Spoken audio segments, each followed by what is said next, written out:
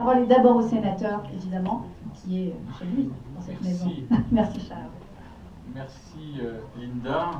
Je vais être très rapide parce qu'il y a déjà pas mal de choses qui ont été dites et d'autres certainement voudront prendre la parole. Donc tu ne m'en voudras pas de m'éclipser rapidement parce que j'ai aussi un emploi du temps contraint aujourd'hui et ça permettra que d'autres puissent s'exprimer sur ce sujet. Je crois d'abord, mes chers amis, que si ce débat est important parce qu'il touche à l'exercice d'une liberté fondamentale, qui est la liberté de culte, il y a un côté surréaliste, quoi. Je veux dire, il y a certainement mieux à faire en 2013 aujourd'hui, sur des sujets que Meyer a touché le doigt, où on pourrait en citer beaucoup d'autres. Est-ce que c'est un sujet sur lequel on est interpellé le matin? Moi, je ne reçois pas de lettres me disant, mais dites donc, monsieur le maire, qu'est-ce qu'il en est de l'étourdissement des animaux? Est-ce que vous pouvez vous intéresser à ce sujet fascinant? Parce que l'autre jour, j'en ai parlé à un copain en Corrèze, lui-même en avait parlé à une vache. Je veux dire, c'est surréaliste, quoi. Je veux dire, il y a des usines qui ferment les unes après les autres, il y a un tas de familles qui sont dans la mouise, on parle de crise à travers l'Europe, le monde, etc. Et on est obligé de se réunir pour parler de l'abattage rituel. Alors, je trouve qu'il y a mieux à faire. C'est pas franchement l'actualité. Mais en même temps, c'est symptomatique de, comme toujours dans l'histoire du monde et singulièrement de notre pays, de ce que certains essayent de faire. Alors, je ne vais pas m'attacher à un rapport plus qu'à un autre aux expressions, parce que je crois que dans notre pays, il faut que la communauté juive bien sûr respecte les autres, mais il faut aussi qu'elle soit respectée, et qu'à partir de là, on touche à l'exercice d'une liberté, d'un culte, et l'exercice de la liberté individuelle qui est garantie par notre Constitution, qui est garantie par les textes européens. Donc, c'est toujours symptomatique de voir qu'on attaque une religion et son exercice par des moyens de cet ordre-là. Qu'est-ce qui reste de la religion juive si on s'attaque à la circoncision et à l'abattage rituel?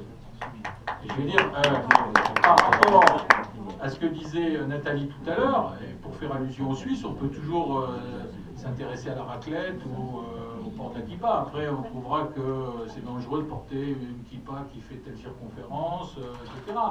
Je veux dire, moi, j'entends pas de gens qui disent il faut que pour le baptême chez les chrétiens, l'eau elle soit vérifiée par un laboratoire agréé ou qu'elle fasse plus de 15 degrés, le bébé pourrait attraper froid. Bon, je veux dire, on est dans un monde de dingo, quoi, quand même.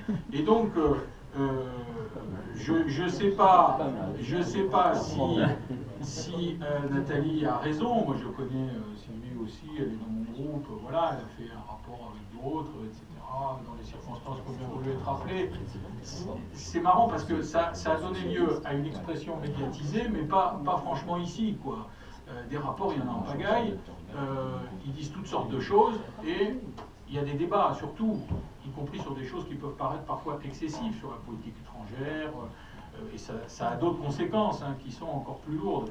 Donc là, je crois que c'était important qu'il y ait ce rappel de ta part, et je vous remercie tous d'avoir invité, parce que il faut garantir cette liberté qui est importante.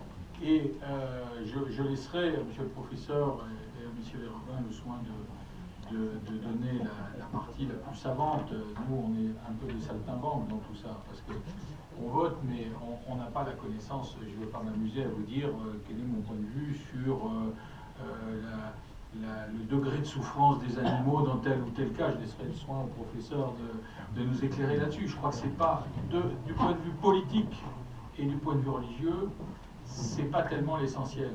Parce qu'on se sert d'arguments pseudo-techniques qui n'ont pas véritablement, et j'ai pas encore entendu le professeur, de réalité pour justifier des interdictions ou pour justifier, j'allais dire, la remise en cause de choses qui sont millénaires et sur lesquelles personne n'avait le souci de revenir, pas plus dans la communauté juive que chez les musulmans ou dans d'autres communautés. On a déjà un mal de chien dans ce pays singulièrement à essayer de maintenir un esprit laïque et de faire en sorte que les communautés puissent vivre ensemble et se respectent. Si on commence sous le regard de règles qu'on réinvente, qu'on se réapproprie, qu'on explicite, avec Internet on peut tout dire, y compris les plus grandes conneries. Donc on trouvera toujours un type qui au fin fond de la Russie ou des États-Unis a commis un rapport et on dira regardez, il y a le professeur machin qui a dit que, et on va remettre en cause, et nous on le sait d'autant mieux que dans la communauté juive, par destination, on sait très bien qu'il y a des types qui osent même nier l'essentiel, c'est-à-dire qu'il ne s'est rien passé entre 39 et 45, tout ça c'est des conneries, etc. Donc on peut s'attendre à tout si on commence à prendre le regard scientifique pour essayer d'avoir un débat qui soit technique. Je crois simplement qu'il y a des pratiques qui sont des pratiques reconnues, qui sont des pratiques reconnues par la loi, qui sont des pratiques reconnues par les réglementations européennes, que personne ne remet en cause. Je crois, comme l'a dit Claude Guillain tout à l'heure, qu'il faut respecter les réglementations qui existent aujourd'hui. Elles sont sûrement améliorables, il peut y avoir des discussions, mais elles se font dans la concertation entre les représentants des communautés et à ce moment-là l'administration, de façon à ce que le Parlement puisse statuer le moment venu, mais avec le consensus des uns et des autres, parce qu'on touche à des choses fondamentales qui sont l'exercice du culte et l'exercice d'une liberté qui est celle de chaque individu dans ce pays à pouvoir pratiquer la religion qui est la sienne dans toute sa plénitude. Donc j'ai voulu, moi tout simplement, Linda, venir témoigner auprès de vous, bien entendu, mais témoigner aussi en tant que parlementaire pour dire qu'on est très nombreux, évidemment, dans cet état d'esprit. Je crois que venant de groupes différents, de Claude Guillain, Meyer, en passant par notre collègue Grosdier et moi-même, sur la quasi-totalité de ce qu'on appelle les groupes républicains, eh bien, il y a une énorme majorité, évidemment, de parlementaires à l'Assemblée nationale et au Sénat qui sont attentifs au respect de la religion et de l'exercice de la religion, et c'est la religion évidemment pour laquelle je voulais venir cet après-midi témoigner et apporter mon soutien. Merci beaucoup.